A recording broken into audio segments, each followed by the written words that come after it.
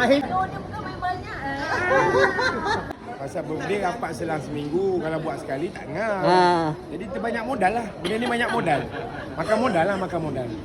Dia telefon semalam seorang-seorang telefon bagi tahu.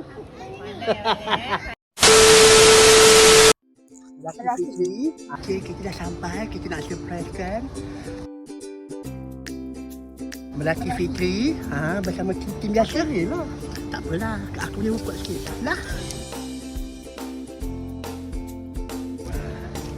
Tim Purple Papalicious.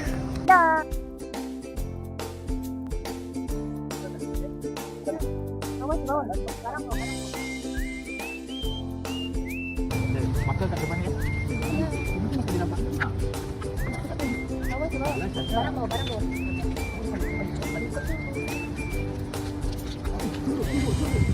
Dia nampak dia. Dia tengok.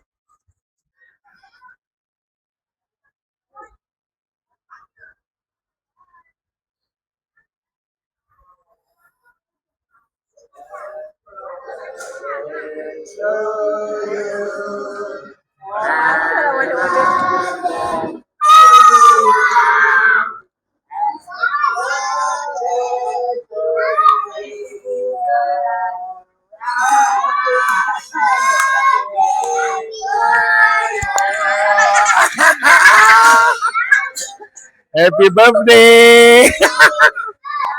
Happy birthday to you! Happy birthday to Ibu! Happy birthday to you!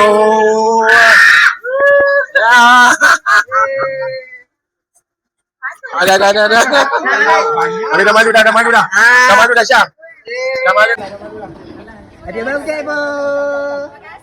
Dia bukan main banyak. Akhirnya jadi juga. Ambil nasi makan. Dia bukan main banyak. Ambil nasi.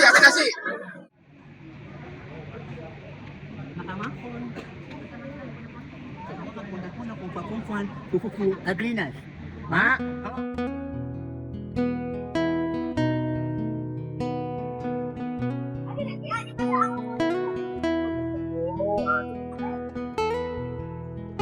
Perasaan Dia macam mana ni?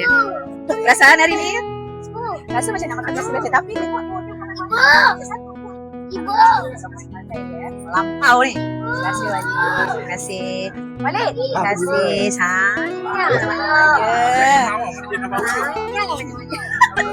Okay, terima kasih semua. Terima kasih Rashid, Moji, Ija, Walid, Syasha semua yang ada kat sini.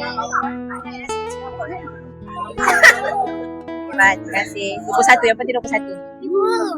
Satu saja.